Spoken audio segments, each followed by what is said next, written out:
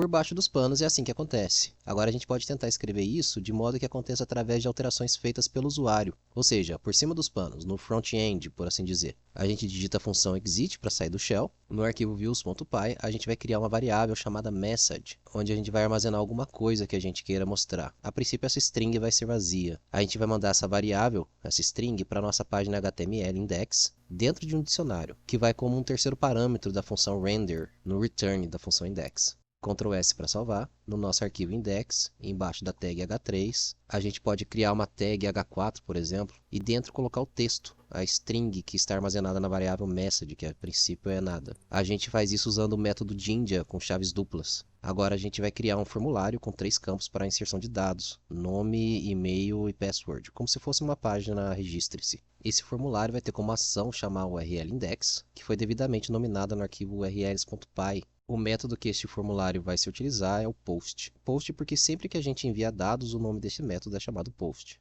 Dentro desse formulário, então, a gente vai colocar 3 tags inputs. Um para nome, um para e-mail e outro para senha. A input do nome vai ser do tipo texto. A gente vai dar um nome para essa tag, para poder chamá-la depois. O placeholder dela, aquele texto meio apagado que aparece no campo indicando o que a gente deve colocar, vai ser nome. De maneira similar para input e-mail, que vai ser do tipo e-mail, a gente dá um nome para essa tag e um placeholder. Assim também para input password. A gente precisa também de um botão para enviar tudo isso, e o jeito que a gente faz um botão em HTML também pode ser pela tag input, mas sendo do tipo submit. O valor quer dizer o nome desse botão, a gente escolhe também. Ctrl S para salvar e a gente vê como está ficando tudo isso. Python manage.py run server.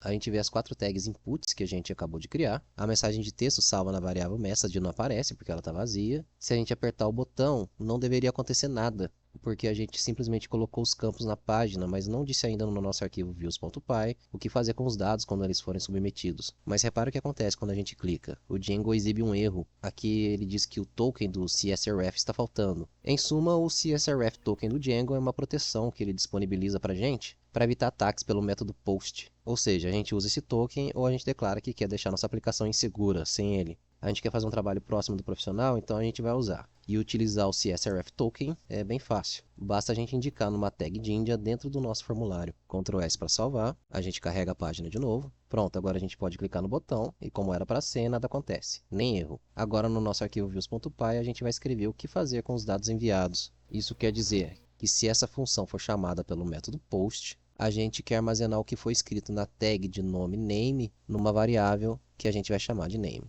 Essa variável poderia ter qualquer outro nome. De modo similar, a gente quer armazenar o que foi escrito na tag de nome e-mail numa variável que a gente vai chamar de e-mail. A gente vai armazenar o que foi escrito na tag de nome password numa variável que a gente vai chamar de password. O jeito indicado por documentação do Django para a gente armazenar isso no banco de dados é chamando a função user.objects.create_user e dentro colocar esses parâmetros. Desse jeito, a função já cria a hash para a gente, armazenando no banco de dados a hash, a ciphertext, e não a plaintext. Só que desse jeito vai salvar no banco de dados e a gente não quer isso no momento. Então a gente vai criar a hash armazenando numa variável chamada h, com a função makePassword, passando como argumento dessa função o que foi armazenado na variável password. A gente viu lá no shell que para usar essa função de makePassword do Django, a gente tem que importar. A gente instancia, ou seja, cria uma unidade dessa classe, desse modelo chamado user, e armazena na variável u, sendo que no argumento password a gente não vai passar o password, e sim a hash,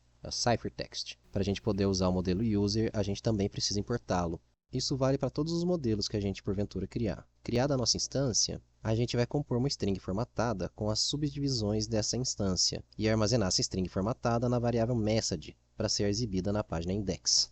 O que estiver fora da chave será exibido de maneira literal. Dentro das chaves, a gente vai passar o nome das variáveis e será exibido não literalmente, mas o que estiver armazenado dentro dessas variáveis. Só para a gente entender o que aconteceu aqui, essa é a função index. Ela cria uma variável chamada message e, a princípio, ela está em branco. Se o método que essa função index for chamada for o método post, isso é, quando a gente submeter, quando a gente clicar no botão na nossa página HTML, essa variável vai ser modificada. Se a gente clicar no botão registre-se lá na nossa página HTML, a gente vai pegar o que foi escrito no campo name, salvar na variável name, o que foi escrito no campo e-mail, salvar na variável e-mail, o que foi escrito no campo password, salvar na variável password, vai pegar esse password e vai criar uma hash através da função makePassword. Com todos esses dados, a gente vai criar uma string formatada e salvar então na nossa variável message. Ela vai deixar de estar vazia. Independentemente de se o método chamado for post ou get ou qualquer outro, essa função vai retornar a função render, que é a nossa página HTML index, mais o dicionário com a variável message. Só que se o método for post, a variável message vai ser modificada, composta com todos aqueles campos que a gente digitou. Ctrl S para salvar, vamos ver se funcionou. A nossa variável message, que a princípio não era nada, então não aparecia, agora ela é composta por essa string formatada e está aparecendo na nossa página HTML.